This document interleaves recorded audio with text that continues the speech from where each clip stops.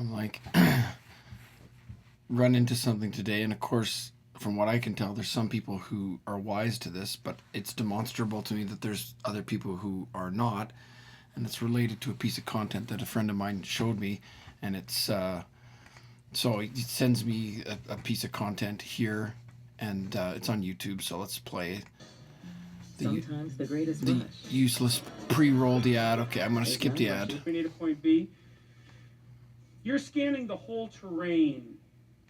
You're picking up on signals beneath the noise, spotting the rhythm underneath the chaos. You notice connections between ideas, behaviors, consequences, sometimes even before anything has explicit.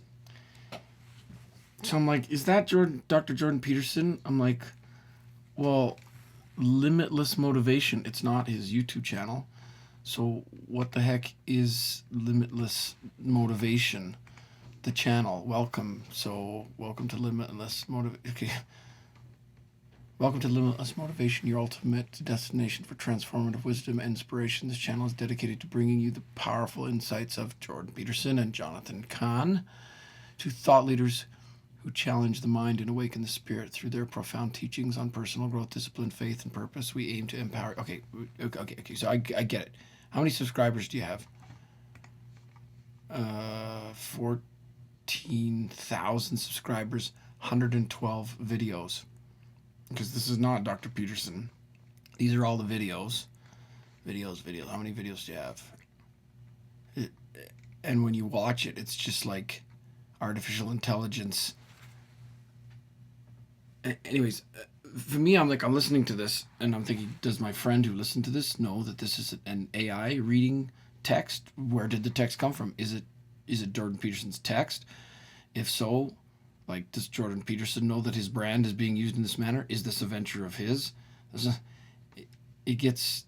I mean, let's just listen to a little bit more, because what's fascinating to me is trying to, like, articulate with specificity what is it about this sound. And I'm not the first one to try to do this. Rick Beato, he has probably, in my opinion, some of the best videos articulating, like, because his kids can hear it in instances where he can't hear it, or other people can't hear it. Some people hear it, and what my assertion is that our capacity will evolve along with the technology to be able to discern what's real and what's not real, or however many percentages real and not real, and everything, and all the mush in between. But just listen to this. Like, to me, I'm like, what is it about this that sounds... I mean, I'll tell you what it sounds like. Absolutely happens. It's not guesswork. It's not luck. It's an intuitive intelligence that can... Okay, the pacing is off. The pacing is slower and more monotone than what real human Jordan Peterson talks like. Jordan Peterson doesn't talk. The pacing is off. Feel almost eerie, even to you. You walk into a room and the mood hits you before a word is spoken. You sense when something's off, when someone's hiding something, or when a group dynamic is starting to shift. It's like AI has learned a baseline amount of attributes and has created a set of rules based on those attributes. It sounds similar to Dr. Jordan Peterson, but so what's missing, Aaron? Tell us what's missing. And to me, it's the high end. It's like, okay, so you've got this bell curve middle, early majority and late majority sampling of what Dr. Jordan Peterson, but you don't have the outliers. You don't have the highs and the lows. You don't have the activated negative space. You don't have him when he's trying to, his mouth can't keep up with his brain, and he's like. So it's the act. Anyways, people might call it reading the room, but you're doing more than that. You're reading the story behind the room. Okay, so if I go and actually get into this, okay, so I made a comment, and this was my comment. My comment was, I'm embarrassed to admit that without the accompanying video of Dr. Jordan Peterson saying these things, validating them with his manner and body language, we've come to a time where I immediately suspect that this is an artificial intelligence narration in the style of Dr. Jordan Peterson reading a text. This is before I actually read and realized I wasn't alone. I was just like, man, something's off. And I kind of felt guilty because I was like, your video's fake. I said, I realize that that is more of an indictment of myself and my suspicious nature. There it is. It's just without Dr. Peterson's image, something feels off. And people capitalize on brand equity relentlessly. Okay, so in my mind, it's like Jordan Peterson, we assume, is the arbiter of what's done with his brand equity, his likeness, his voice. And to unleash this AI that scrubs and aggregates and creates all of this sort of like gross stock photography, ill-advised, ill-conceived, off-the-shelf efficiency,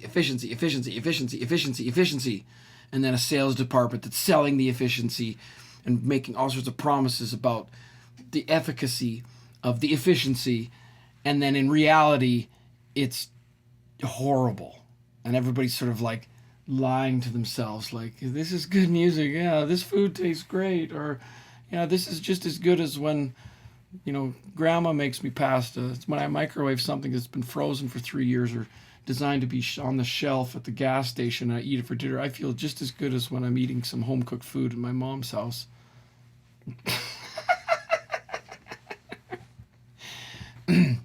I said Dr. Jordan Peterson is so ubiquitous, it's arguable that he has become public domain.